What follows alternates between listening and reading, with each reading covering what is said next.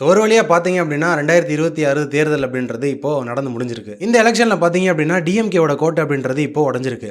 So இதுக்கான காரணம் என்ன அப்படின்றத இங்கே நம்ம டீட்டெயிலாக பார்க்க போகிறோம். முதல்ல டிஎம்கேவோட கவர்னன்ஸ் இருக்கும்போது என்னென்ன பாசிட்டிவ்ஸ் இருக்குது அப்படின்றத பார்ப்போம். இவங்க 2021 எலெக்ஷனில் வின் பண்ணுறாங்க. அப்போதுலேருந்து பார்த்தீங்க அப்படின்னா நிறைய ஸ்டெப்ஸ் அப்படின்றது எடுத்துகிட்டே வந்தாங்க. அதில் முக்கியமாக நம்ம சொல்லணும் அப்படின்னா 2024லேருந்து 2025 தமிழ்நாட்டோட ஜிடிபி அப்படின்றது 31.19 lakh crore அப்படின்றத தொட்டுச்சு. அது இருக்கிறதுலே மித்த ஸ்டேட்ஸை கம்பேர் பண்ணும்போது மிகப்பெரிய நம்பர் தமிழ்நாடு பயங்கரமாக ஜிடிபியில் வளர்ந்து நின்னாங்க. இந்த ஒரு growth அப்படின்றது தமிழ்நாடோட கவர்மெண்ட்டுக்கு மிகப்பெரிய ஒரு பூஸ்ட் அப்படின்றது கொடுத்துச்சு. இது ரியலான growth இருந்துச்சு. கிட்டத்தட்ட 11.2% growth அப்படின்றது இந்த ஒரு ஜிடிபி இருந்துச்சு. அடுத்து பார்த்தீங்க அப்படின்னா மகளிர் தொகை, இது ஒரு மாசத்துக்கு 1000 ரூபாய் அப்படின்ற கணக்கில் 1.31 கோடி பெண்களுக்கு இந்த ஒரு மகளிர் தொகை அப்படின்றத கொடுத்தாங்க. இதை வச்சு பயங்கரமான ஒரு நேமும் வாங்கினாங்க. அப்படியே பேரலாக இன்னொரு விஷயம் அப்படின்றது கூட்டிகிட்டே போச்சு. அதுதான் தமிழ்நாட்டோட கடன். ஸோ நமக்கு எவ்வளோ கடன் இருந்துச்சுன்னு பார்த்தீங்க அப்படின்னா ஸோ கிட்டத்தட்ட 9.6 lakh crore, அதாவது 9.6 லட்சம் கோடி கடன் அப்படின்றது தமிழ்நாட்டுக்கு வந்துருச்சு.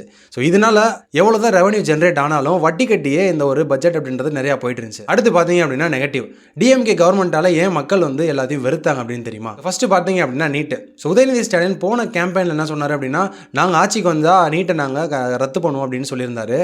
அதுக்கான ஸ்டெப்ஸ் அவங்க எதுவுமே எடுக்கல. அந்த விஷயம் சுத்தமாக நடக்காமே போயிருச்சு. ரெண்டாவது என்ன சொன்னாங்க தெரியுமா? பெட்ரோல் அண்ட் டீசலோட ப்ரைஸை நாங்கள் கம்மி பண்ணுவோம் மித்த ஸ்டேட்ஸை கம்பேர் பண்ணும்போது இந்தியாவில் அப்படின்னு சொல்லியிருந்தாங்க. அதுக்கான ஸ்டெப்ஸும் எடுக்கல, அந்த விஷயமும் நடக்கலை. இதனால தான் மக்கள் மத்தியில் ஒரு பயங்கரமான ஒரு நம்பிக்கை அப்படின்றது இல்லை. அடுத்து இன்னொரு விஷயம் முக்கியமாக சொன்னாங்க, இளைஞர்கள் அதாவது யங்ஸ்டர்ஸுக்கு நிறைய வேலைவாய்ப்பு நாங்கள் உருவாக்குவோம் அப்படின்ட்டு. ஸோ அது பெரிய ஸ்கேலில் அவங்க பண்ணலை, கொஞ்சம் கொஞ்சம் தான் வேலைவாய்ப்பு அப்படின்றத அமைச்சாங்க.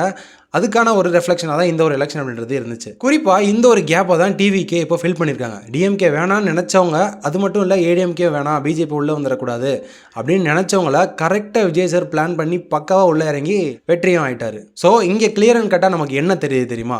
டிஎம்கேட்டேருந்து ஒரு பர்சன்டேஜ் ஆஃப் ஓட்டு எடுத்துட்டாரு, ஏடிஎம்கேட்டேருந்து ஒரு பர்சன்டேஜ் ஓட்டு எடுத்துட்டாரு. நாம் தமிழரை நம்ம குறிப்பாக சொல்லணும் 8% ஓட் ஷேர் அப்படின்றத ஹோல்டு பண்ணியிருந்தாங்க. இப்போது அது 4% டிக்ரீஸ் ஆயிருச்சு. இது ஒரு மிகப்பெரிய வருத்தத்தை கொடுக்குது நாம் தமிழர் கட்சிக்காரவங்களுக்கு. ஆனால் இந்த பெரிய பெரிய கட்சி யாருமே எதிர்பார்க்கல விஜய் சார் இந்த அளவுக்கு ஒரு மிகப்பெரிய ஸ்கேலில் ஜெயிப்பார் அப்படின்ட்டு. என்னதான் விஜய் சார் பெரும்பான்மை வரலைனாலும் கிட்டத்தட்ட அந்த ஒரு சீட்ஸ் அப்படின்றதுக்கு நெருங்கிட்டார். ஆட்சியில் நிறைய கொலை டாஸ்மாகோட பிரச்சனை அப்படின்னு நிறைய விஷயங்கள் போயிட்டு இருந்துச்சு. அதுவும் ஒரு காரணமாக தான் இருக்கு. வாரிசு அரசியல் நடக்குது அது இதுன்னு சொல்லிட்டு நிறைய கம்ப்ளைண்ட்ஸ் அப்படின்றது டிஎம்கே மேலே வந்துருச்சு. 2021 ஸ்டாலின் தான் வராருன்னு ஆரம்பித்த இந்த ஒரு ஆட்சி இப்போ ஸ்டாலின் தொடருமா அப்படின்னு கேட்டால் கேள்விக்குறி தான். அது நடக்காமே போயிடுச்சு. ஆனால் யாருக்கு என்னவோ டிஎம்கே காரவங்களுக்கு இது ஒரு மிகப்பெரிய வருத்தமாக தான் இருக்குது. கிட்டத்தட்ட 70+ சீட்ஸ் அவங்க ஜெயிச்சிருந்தாலுமே இந்த திமுகவோட தலைவரான ஸ்டாலின் தோத்தது அவங்களுக்கு மிகப்பெரிய வருத்தத்தையும் கொடுக்குது. ஸோ ஆட்சி காலத்தில் நடந்த இந்த ஒரு பிளாக் மார்க் அப்படின்றது டிஎம்கேவை மக்கள் கிட்ட இருந்து ரொம்ப தள்ளி வச்சிருச்சு அப்படின்னு நம்ம சொல்லலாம். டிஎம்கே தோத்து போனதுக்கு உண்மையான காரணம் என்ன? விஜய் சார் வந்ததுனாலயா, இல்லை இவங்க ஆட்சியை இன்னும் கொஞ்சம் நல்லா பண்ணியிருந்துக்கலாமா? உங்கள் கருத்தை என்ன கமெண்ட்டில் சொல்லுங்கள். மறக்காமல் சப்ஸ்கிரைப் பண்ணுங்கள். இதே மாதிரி இன்னொரு வீடியோவில் பார்க்கலாம். பாய்.